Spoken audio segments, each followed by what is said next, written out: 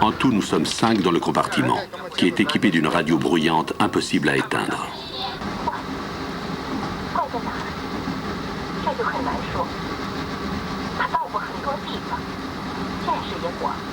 Tandis que la radio diffuse des pièces politiques en mandarin pendant plus de 30 heures, le train traverse 5 provinces, couvrant une distance de presque 3200 km. Notre destination est Xining, la capitale de la province de Qinghai, décharge du régime pour les criminels et les prisonniers politiques. Plus de 10% de la population du Qinghai sont des prisonniers. La plupart des prétendues usines sont en fait des prisons. Le Qinghai, qui fait géographiquement et culturellement partie du plateau tibétain, est également dense en minorité. Outre des Tibétains, y coexistent Hui, Salar, Tu, Mongols et Kazakhs. À Xining, James connaît un patriarche qui a pratiqué le kung-fu pendant plus de 50 ans. Il s'efforce de préserver la tradition de son kung-fu. Il a maintenant 64 ans. Il a commencé à 10 ans, son père l'a formé.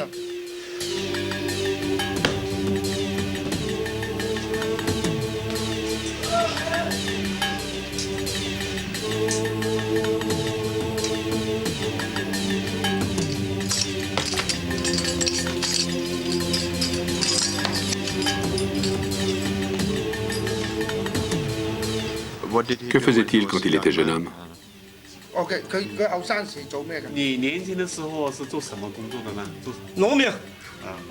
Fermier. Ses aptitudes lui ont servi dans la vie?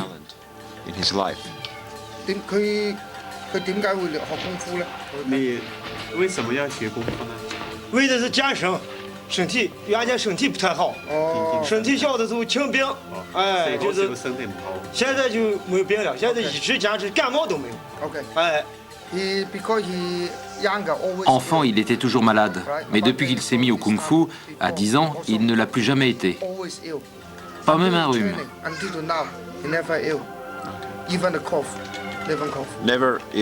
Jamais malade de sa vie?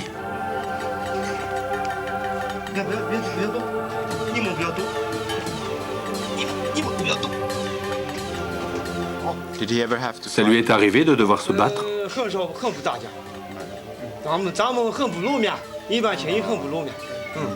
Il dit qu'il n'a jamais combattu car les règles de son style interdisent le combat.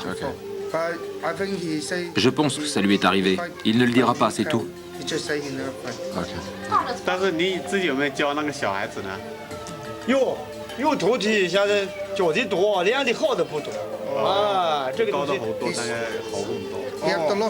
Il a eu beaucoup d'élèves, mais c'est devenu difficile d'en trouver des bons.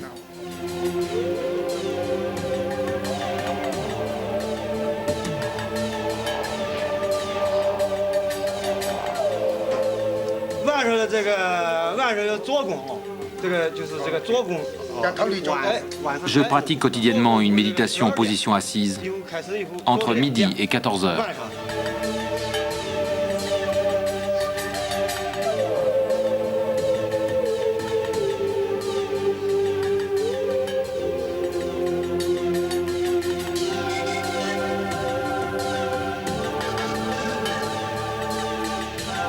Nous nous attendons à ce que le sage vieil homme cesse à un moment de méditer dans son armoire. Mais il n'en finit pas. Aussi décidons-nous élégamment de le laisser là et de filer. On nous apporte précipitamment un paquet. C'est la femme du vieil homme. Elle nous souhaite un bon et heureux voyage.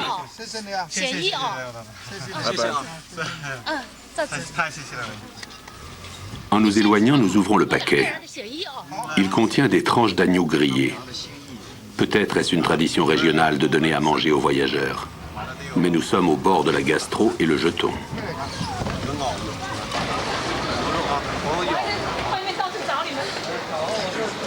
Prochaine étape, vol jusqu'à Zhengzhou, capitale de la province du Henan. Pour nous divertir, James fait des plaisanteries sur la sécurité de l'aviation en Chine. Selon lui, nous n'avons pas encore vu de vrai kung-fu, et il se peut qu'on n'en voit jamais. Nous survivons heureusement à ces statistiques sur les accidents d'avion et parvenons en bonne santé au célèbre temple Shaolin appelé Shaolin Si.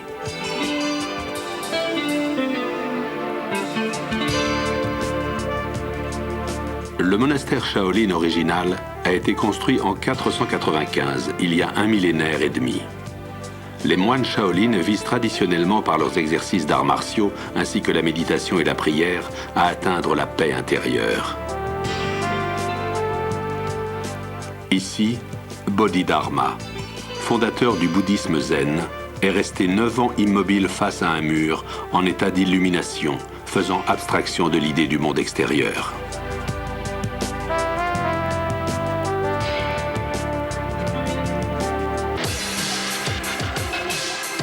Il reste aujourd'hui peu de choses de la longue histoire du temple, incendié à plusieurs reprises. Les bâtiments actuels ont été restaurés récemment et peints de couleurs voyantes. La plupart des allées abritent maintenant des boutiques de souvenirs.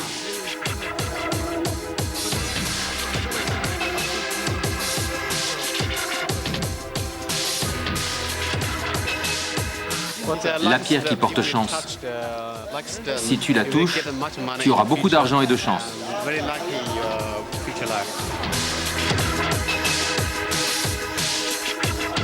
En parcourant le célèbre temple, il nous faut accepter le triste fait que le temps a transformé le monastère et ses traditions en bruyant cirque à touristes. Impression de néant.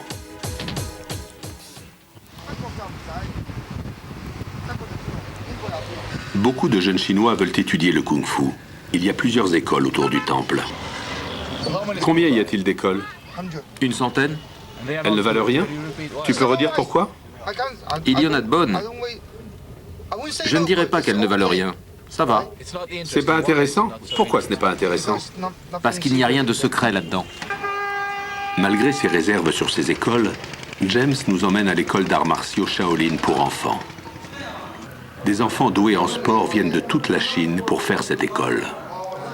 Ils espèrent avoir un avenir dans des spectacles internationaux de kung-fu ou au cinéma. Les proches doivent payer le gîte et le couvert de ces enfants qui vivent à l'école tout au long de l'année. Dans cette école en particulier, on enseigne aussi les matières normales.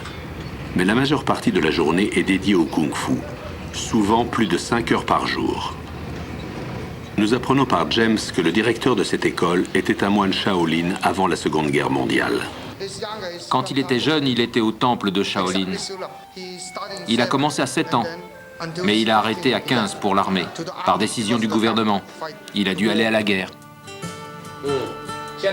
Mon frère de kung-fu au temple était un champion national. Moi, j'ai été 2e à la compétition nationale des armées.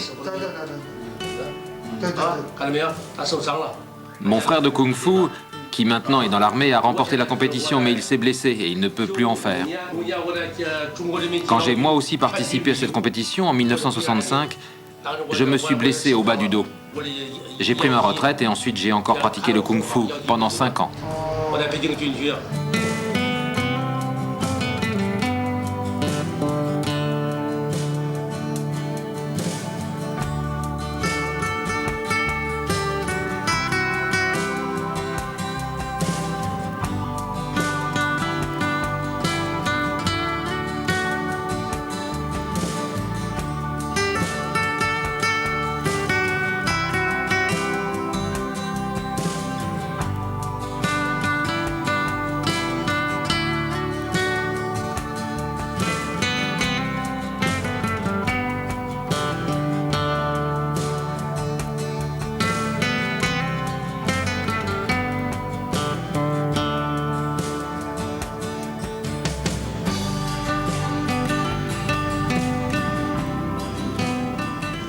Vous êtes heureux ici? Vous vous entraînez combien d'heures par jour?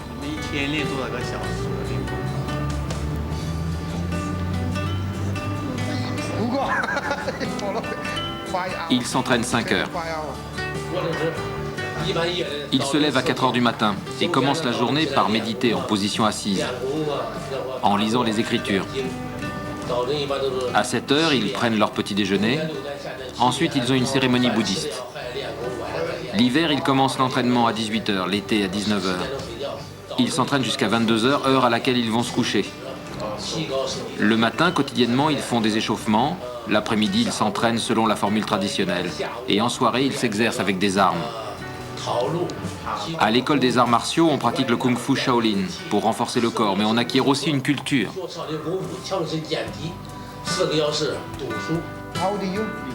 Quel âge as-tu? 10 ans. Depuis combien de temps t'entraînes-tu? Elle en fait déjà depuis 5 ans. Les professeurs plus âgés ont la même façon de procéder, mais les générations plus jeunes de professeurs ont une autre façon d'enseigner. Pourquoi es-tu venu ici? Pour avoir un corps fort. Que veux-tu faire plus tard?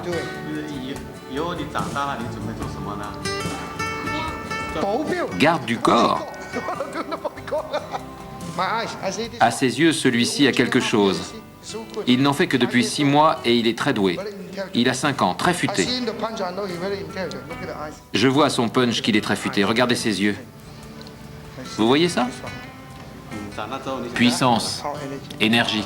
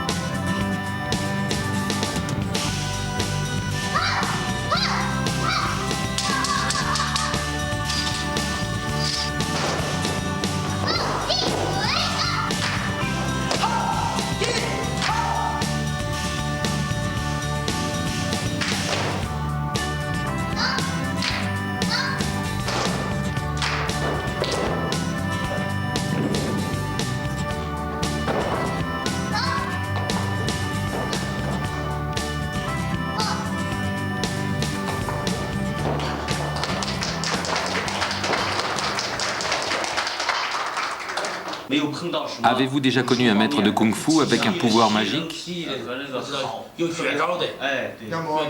Pas encore. Si vous parlez plus lentement, je comprendrai ce que vous dites. Je peux trouver des jeunes élèves de kung-fu, mais si vous cherchez un maître de kung-fu avec un pouvoir spécial, pour ça je dois demander à mon collègue. Que veux-tu savoir? Qu'as-tu pensé de ces enfants? Ils ont de bonnes bases. Ça ne veut pas dire qu'ils ont un pouvoir chi. Et si tu regardes leur entraînement, tu vois qu'ils ont le corps très souple. Les articulations, ils ont les bases. La deuxième chose, c'est leurs yeux. Rien que... Attends une minute, s'il te plaît. Tu regardes ses yeux. C'est là que tu vois qu'il adore le kung-fu. Trop d'ennuis. Il faut qu'on trouve une école pour que vous voyez ce que c'est.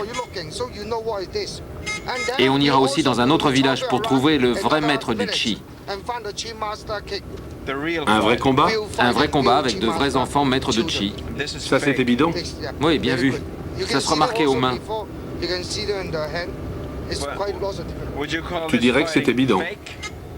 Non, je ne peux pas dire ça, mais ça dépend des gens. Pour les arts martiaux, je trouverai un truc super authentique pour le documentaire. C'est des attrape-touristes? Non, je dirais pas ça, ça va.